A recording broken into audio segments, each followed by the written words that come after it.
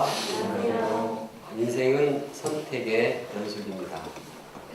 사람은 일어나면서부터 선택을 해야 합니다.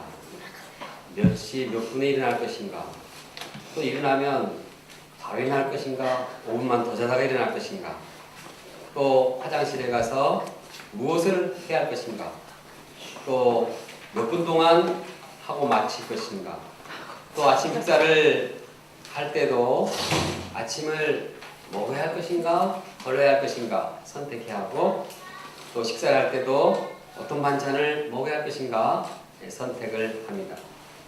이런 반복되는 일상생활의 선택도 있지만 아주 결정적인 이러한 시점의 선택도 있습니다. 이러한 선택들은 학교 선택이요, 또 직업의 선택이요, 배우자 선택이요, 거주지의 선택 등을 말하고 있습니다. 이 선택들은 앞으로의 인생을 좌우하는 결정적인 요인이기도 합니다. 본문은 아브라함의 목자들과 롯의 목자들이 다툼을 했을 때 아브라함과 롯이 어떤 방향을 선택했는가를 보여주고 있습니다. 그들의 선택은 이제 짧은 시간이 이루어졌지만 그들의 미래를 좌우하는 중요한 요인이 되었습니다. 즉, 그들의 선택은 하나님께 주신 비전을 붙드느냐, 아니면 그 비전으로부터 멀리 떨어져 나가느냐, 이것을 좌우했습니다. 본문을 공부함으로써 우리가 살아가면서 어떠한 선택을 해야 할 것인가 배우기 원합니다. 특히 우리가 하나님이 주시는 비전을 붙들고 성장해 나가기를 간절히 원합니다. 아브라함은 아내와 또 조카 롯과 애굽을 떠났습니다. 애굽에서는 많은 가축들을 받았고 또 노비들도 받았고 금과 은도 받았습니다. 그래서 거부가 되었습니다. 아브라함이 이제 네게브를 통과해서 베델로 장막을 옮겼습니다. 그리고 거기서 그들은 예배를 드리며 하나님의 이름을 높이 찬양했습니다. 아브라함은 하나님께 예배 드리면서 애굽에 있었던 그 불미스러운 일들을 회개하고 마음을 새롭게 했습니다. 한편 아브라함과 함께하던 롯이 재산이 많아졌습니다. 아브라함과 롯 일행에게 가축이 많았기 때문에 이제 그들이 거하는 이 땅이 비좁았습니다. 가축들을 먹일 목초지가 비좁았습니다. 오늘 영국에서 잘 묘사한 것처럼 이제 서로 목초지를 앞에 두고 티격태격 아브라함의 목자들과 롯의 목자들이 서로 싸웠습니다. 그런데 옆에서 이를 지켜보는 자들이 있었습니다.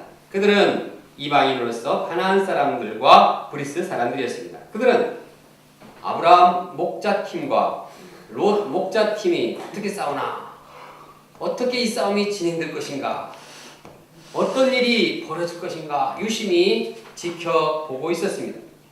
이 위기의 상황에서 아브라함은 롯에게 해결 방향을 제시했습니다. 즉 한마디로 친척끼리 우리가 싸우지 말자는 방향이었습니다. 아브라함은 이 문제를 해결하기 위해서 땅의 선택권을 우선적으로 롯에게 주었습니다. 네가 좌하면 내가 우하고 네가 우하면 내가 좌하리라. 목축업을 하는 그들에게 있어서 좋은 목초지를 양보한다는 것은 쉬운 일이 아니었습니다. 그러나 아브라함은 좋은 목초지보다도 형제들끼리 평화의 관계를 유지하는 것을 더 중요하게 여기고 선택의 우선권을 롯에게 양보했습니다. 이 제안을 들은 롯은 땅을 둘러보았습니다. 요단 골짜기를 보았습니다. 거기에는 이제 소알까지 이르는 지역인데 물이 많았습니다. 물이 많으니까 풀도 잘 자라고 목초지도 먹을 게 많았습니다. 또 물이 많은 그러한 도시에는 곳곳마다 문화 문명이 발전되었습니다. 참 보기가 좋았습니다. 롯은 이제 요단 평원에 살기로 작정하고 동쪽으로 옮겨갔습니다. 처음에 요단 지역의 도시에 살다가 이제 점점 이 도시 문명의 이러한 좋은 점들을 바라보면서 소돔 근처로 이사를 하게 되었습니다. 당시 소돔 사람들은 매우 악했습니다. 그들은 항상 하나님 앞에서 죄를 짓고 있었습니다. 그런데 롯은 이 죄악된 도시 근처로 이사를 하게 되었습니다. 이제 아브라함과 롯은 서로 떨어진 채 아브라함은 이제 롯과 떨어져서 가나안 땅에 살게 되었습니다. 가나안 땅은 하나님께서 약속하신 땅이었습니다.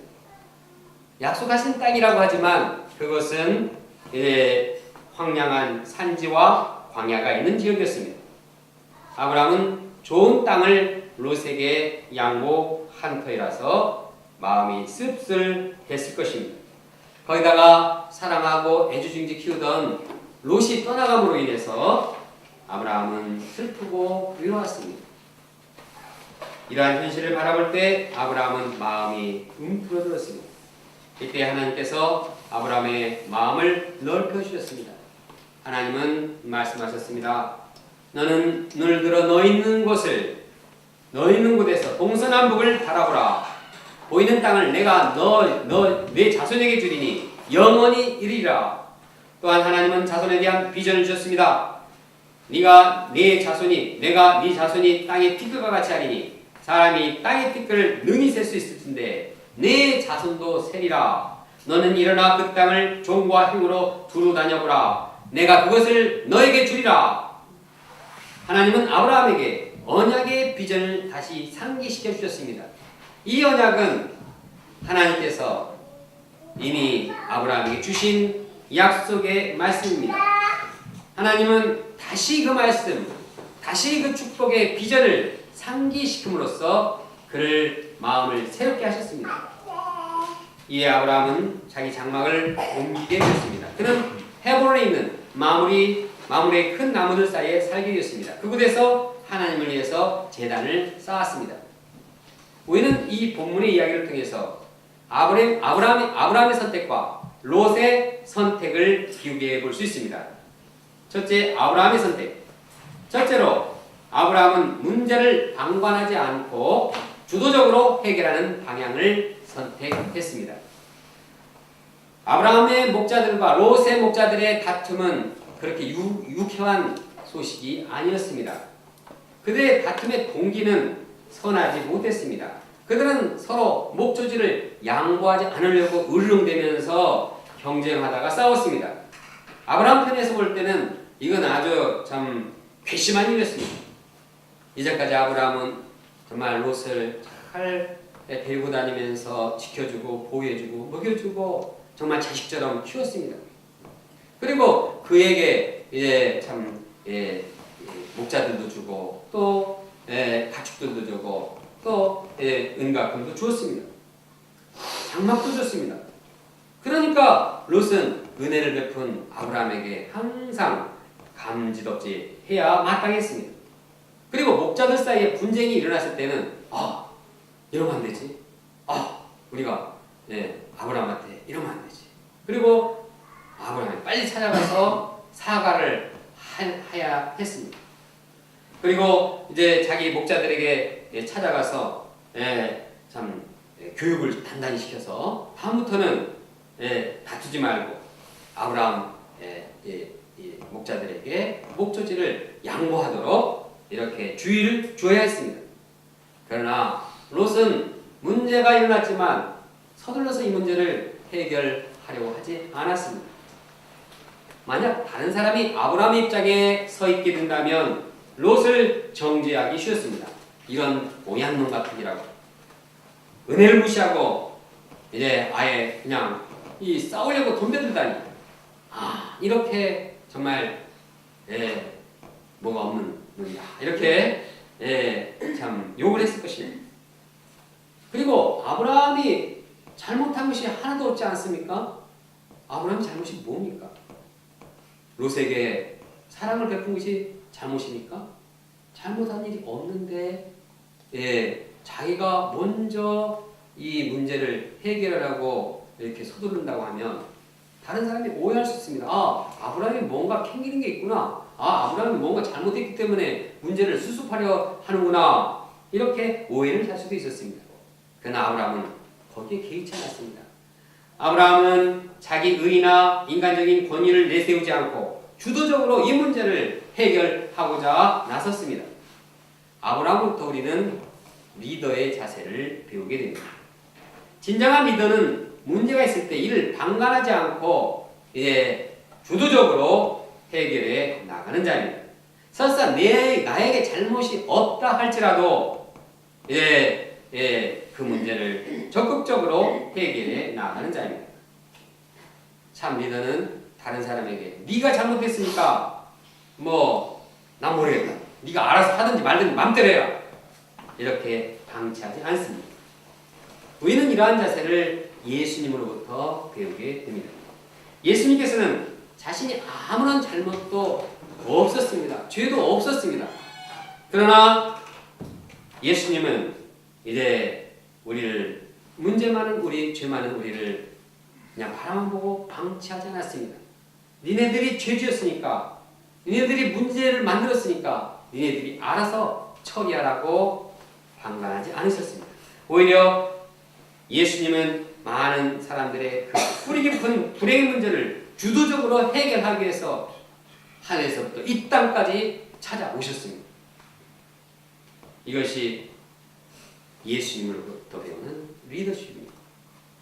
이처럼 자녀와 부모가 문제가 있을 때는 부모가 주도적으로 이 문제를 해결해 나가는 방향을 잡아야 합니다.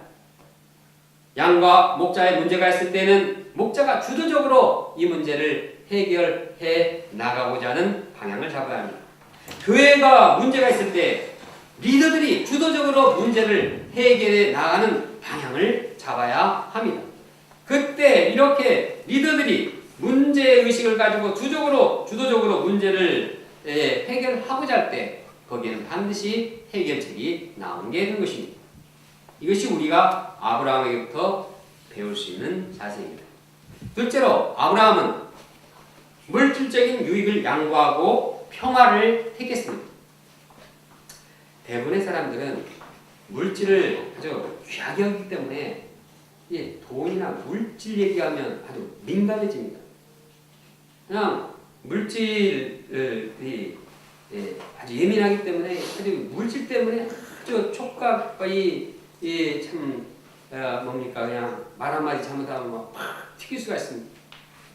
돈이 너무 없어서 싸우지만 대부분 돈이 있어서 싸웁니다. 예를 들어서 부모가 유산을 남겨주니까 형제들이 그거 갖고 싸우느라고 원수가 됩니다.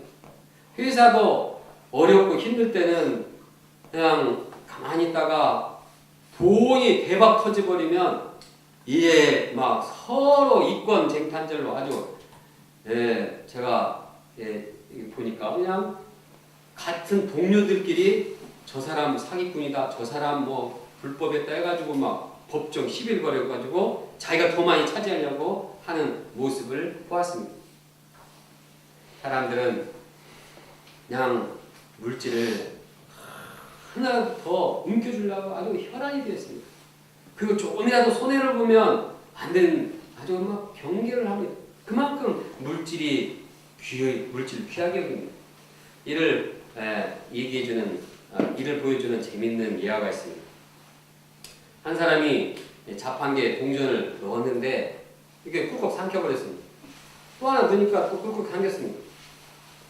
두드려도 이게 커피는 안 나오고 동전만 뚝뚝 됐습니다. 거기에 이제 전화 써있어가지고 주인한테 전화를 했습니다. 이거 이제 고장났습니다. 빨리 와주세요. 주인은 알겠습니다. 그렇구나. 알았다는데 이게 오질 않습니다. 반응이 없습니다. 옆에 있던 한 사람이 왜 그러냐고 그랬더니 이렇게 그런 얘기를 했습니다. 그랬더니 그 사람이 주인에게 전화를 했습니다. 뭐라고 하는지 압니까? 여기 자판기에다 동전 넣으니까요. 자판기에 돈이 줄줄 흐릅니다. 전화 끊기가 바쁘게 주인이 나타나서 나타나서 물질을 맡다가 그만큼 사람들은 아주 자기 손해 보는 것에 대해서는 아주 그냥 로켓처럼 빨리 나타납니다. 그러나 물질 문제에 대한 아브라함의 자세는 어떠합니까? 8절과 9절을 다시 한번 읽어보겠습니다. 8절 9절입니다. 시작. 아브라함이 모세에게 이르되 우리는 한 친족이라 나나 너나 내 목자나 네 목자나 서로 다투게 하지 말자. 내 앞에 온 땅 있지 아니하냐. 나를 떠나가라. 네가 좌하면 나는 우하고 내가 우하면 나는 좌하리라. 아브라함은 땅을 선택하는 데 있어서 우선권을 롯에게 주었습니다. 목축업을 하는 그 아브라함에게 있어서 목초지는 금덩이만큼이나 귀한 것이었습니다. 그러나 아브라함은 이러한 참 귀한 물질적인 유익을 추구하기보다도 형제들 간의 평화를 누리고자 했습니다. 물질을 양보하고서라도 평화를 이루고자 했습니다. 물이 많은 땅을 얻지 못할 망정 친척끼리 싸우는 일은 결코 없어야 한다고 생각했습니다. 그가 이처럼 물질보다도 인간의 평화를 추구했었던 그 근거는 무엇입니까? 그것은 아브라함이 하나님을 믿었기 때문입니다. 그는 물질보다도 모든 것을 주관하시는 하나님을 의지했습니다. 그는 하나님께서 필요하실 때마다 예비하시고 도와줄 것을 믿었습니다. 그러기에 목초지 선택의 우선권을 롯에게 양보할 수가 있었습니다. 하나님께서는 이러한 선택을 한 아브라함에게 약속의 비전을 상기시켜 주셨습니다. 하나님의 도움의 방법은 아브라함에게 하나님께 주신 그 비전을 다시 새록새록 이제 살아나게 하는 것이었습니다. 그래서 그에게 동서남북 사방을 둘러보라. 네가 서 있는 곳에서 이제 이 보이는 땅을 다 주겠다 말씀하셨습니다. 그리고 사방을 두루 다니면서 밟아보도록 했습니다. 밟은 땅을 그에게 주겠다고 약속하셨습니다. 하나님은 아브라함에게 미래에 생길 후손들을 바라보게 하셨습니다. 하나님께서 상기시킨 이 비전이야말로 진정한 비전이요 영적인 비전이요 영원한 비전인 것입니다. 그러기에 하나님께서는 아브라함이 어렵고 힘들 때 현실 문제를 해결하기보다도 그에게 하나님의 비전, 약속의 비전, 동일한 그 비전의 말씀을 주심으로 그의 심령을 새롭게 하셨습니다. 이렇게 함으로써 아브라함은 이 땅에서 주어지는 축복보다도 미래에 예비하신 원대한 축복을 바라보는 자로 성장하게 되었습니다. 바꿔 말해서 하나님을 믿음으로써 물질적인 유익보다도 이제 평화를 선택한 그 사람은 이제는 영적인 비전의 사람으로 성장하게 되는 것이었습니다. 강화에는 저희 가정에 조그만 선산이 있습니다. 이것은 이 땅은 모친께서 소천하셨을 때 친척이 준 묘지입니다. 이 묘지의 소유는 우리 형제들의 공동 이름으로 되어 있습니다. 그러다가 묘지 관리를 원활하게 하기 위해서 이제 소유자를 한 사람으로 하면 좋겠다 하는 제안이 나왔습니다. 여기까지는 괜찮습니다. 근데 문제는 이 의견이 다른데 이 의견을 교환하는 것까지는 좋은데 이제 그냥 계속 그렇게 공동명의로 하자. 아니야, 한 사람이 좋다. 충분히 이렇게 얘기를 해서 해결하면 좋은데 의견이 충돌하다 보니까 언성이 높아졌습니다. 그래서 저는 그때 내가 소유자로서 포기하겠다고 말했습니다. 왜냐하면 물질 문제로 인한 그런 불화에 끼고 싶지 않았기 때문입니다. 또 제가 죽은 후에 시체에는 이 장기 기증하기를 원했기 때문입니다. 하나님 나라의 영원한 축복을 비전으로 받은 제가 뭐가 부족해가지고 이 땅에 미련을 남아서 땅을 차지할 필요가 있겠습니까? 12년 전에 대한민국 센터 개척을 나올 때 다른 센터에서 그냥 말을 안 했는데 그냥 큰 금액을 우리에게 주겠다고 했습니다. 얼마나 참 아름답고 감사한 일입니까? 제가 말하지도 않았는데 참 우리의 형편을 뻔히 보니 참 도와야겠다는 생각을 한 것입니다. 그러나 제가 이것을 거절한 이유 중 하나는 이 물질로 인해서 지금까지 사랑의 관계를 가졌던 분과 불화를 일으키기 싫었기 때문입니다. 어떤 분은 이미 제가 그 물질을 받았다고 주장하면서 이것을 트집자가 저를 아주 공격하고 아주 싸움을 일으켰습니다. 저는 더 이상 그분과 사랑의 관계를 깨기가 싫었습니다. 그래서 대학로 물질 사정이 좀 어려운 것을 알았지만 이를 포기했습니다. 그리고 저는 물질보다도 모든 것을 주관하시는 하나님을 의지하게 되었습니다. 그 이후에도 저는 물질로 인해 싸우기보다는 물질의 유익을 양보하고 사람과의 평화를 택하곤 했습니다. 이를 통해서 하나님의 도우심을 믿고 또 이 땅에서보다도 하나님이 주시는 영원한 비전, 하나님 나라에 대한 소망을 더해가게 될 수 있었습니다. 지난 봄사회 때 저에게는 감사한 일이 많이 있었습니다. 좋은 날씨와 또 아름다운 환경을 주신 하나님께 감사했습니다. 또 여러 가지 프로그램을 통해서 은혜 주신 하나님께 감사했습니다. 더욱 감사한 것은 수양에 참석한 한 분 한 분 동역자들로 인한 것이었습니다. 이 얼마나 놀기 좋은 아름다운 봄날입니까? 그러나 참 하나님의 비전을 덧입고자 이곳에 온 것이 얼마나 귀한 일입니까? 얼마나 해야 할 일이 많습니까?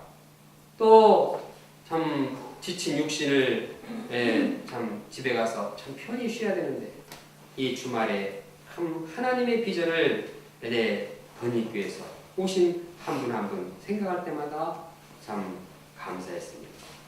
하나님께서 다른 무엇보다도 정말 물질적인 것보다도 정말 세상적인 것보다도 하나님의 비전을 덧입고 하나님의 축복의 말씀을 사랑하여 나온 우리 귀한 동역자들에게 영원한 하나님 나라의 비전으로 충만케 하시길 기도합니다. 우리 모든 동역자들이 하나님이 주시는 비전의 사람들이 되기를 원합니다. 저는 우리 동역자들이 이 세상에서 잘 먹고 잘 살고 출세하고 잘 나가는 사람이 되기를 원치 않습니다. 그게 된다 해서 제가 말리지는 않지만 거기에 소망은 없습니다. 하나님의 주신 축복의 비전, 우리를 통해서 우리 인격이 변화되고 우리의 이 공동체가 주님께 구원 역사와 재장성 역사에 쓰임받고 정말 우리 모든 동역자들이 하나님의 비전으로 충만한 가운데 영생의 소망 가운데 사는 그러한 종들로 성장하기를 간절히 원합니다. 네. 둘째, 롯의 선택. 롯의 선택은 현실적이고 실리적이었습니다. 이는 결국 영적이지 못한 결과를 초래했습니다. 본문을 보면 롯은 땅에 대한 선택의 우선권을 받았습니다. 그런데 롯은 자기가 볼 때 눈에 보이는 좋은 곳을 택했습니다. 물이 좋은 곳을 택했습니다. 물이 많은 곳을 택했습니다. 물이 많으니 얼마나 살기도 좋습니까? 그것을 선택한 것이 잘못이라고 볼 수 있겠습니까? 그런데 문제는 그에게는 영적인 면을 생각하지 않았다는 것입니다. 하나님 주신 가나안 땅을 염두에 두지 않았다는 것입니다. 그리고 세상 사람들이 즐기는 땅으로 점점 그 선택을 방향을 세상적으로 향했다는 것입니다. 그래서 그는 세상 속에 살면서 세상의 물질과 쾌락을 즐기고자 했습니다. 세상의 영향을 받으면서 세속화되었습니다. 화려하고 음란한 도시에서 이를 즐기고자 했습니다. 그러다가 이제는 영적인 눈을 잃게 되었습니다. 결국 소돔으로 이사하게 되었습니다. 소돔 땅은 어떤 땅입니까? 하느님 앞에 죄악이 흉악한 죄인들이 모여서 사는 곳이었습니다. 소돔은 노예들이 학대를 받아서 부르짖음이 큰 지역이었습니다. 동성애 등 성적인 타락이 극심한 지역이었습니다. 이러한 상황을 롯이 모를 리가 없습니다. 그걸 잘 알았지만 영적인 눈이 감겨서 영적인 분별력이 사라져서 영적으로 무감각하게 되어서 죄가 주는 즐거움, 세상이 주는 쾌락 점점 빠져들어가고 있는 것입니다. 그의 현실적이고 실리적인 선택은 결국 영적인 분별력을 잃게 하고 영적인 사람이 되지 못하겠습니다.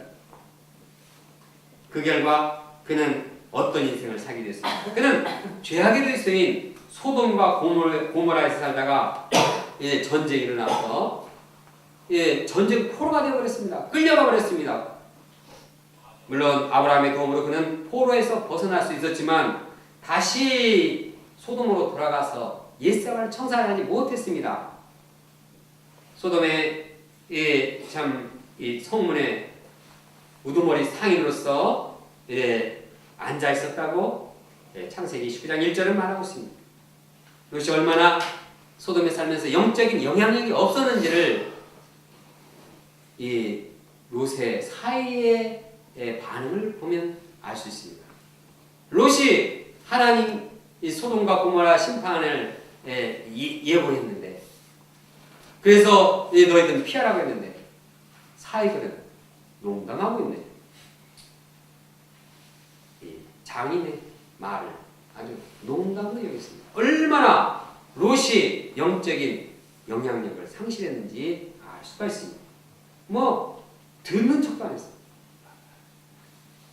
또한 소돔과 고모라 심판 이후에도 롯의 딸들은 아버지 롯을 술을 먹여가지고 동침을 하고 잉태를 했습니다. 참 롯이 결국은 이렇게 됐습니다. 롯은 아브라함과 같이 본토 친척 우리를 떠났습니다. 같이 하나님께 부르심을 받았고 축복의 비전을 함께 영접한 자였습니다. 그러나 그의 현실적이고 그의 실리적인 선택으로 말미암아서 영적인 눈을 잃어버리고 아주 이제는 비참하게 최후를 맞이하게 되었습니다. 이러한 비극은 롯의 빗나간 선택으로부터 시작되었습니다. 영적이지 못하고 현실적이고 실리적인 선택을 위해서 그는 점점 현실적으로 타협하고 세속적인 영향을 받아서 결국은 믿음을 완전히 잃어버리게 되는 처지에 이르게 되었습니다. 비참한 인생으로 전락해 버렸습니다. 우리가 인생을 살면서 선택을 잘해야 합니다. 특히 우리가 지역 옮길 때, 이사할 때 선택을 잘해야 합니다. 현실적이고 실리적인 선택의 결과는 믿음이 점점 약해지고 세속적으로 빠지기 쉽습니다. 물론 우리가 배양로 센터가 제일 좋으니까 이 주위에서만 살아야 된다, 그런 건 아닙니다. 동기가 중요합니다. 동기가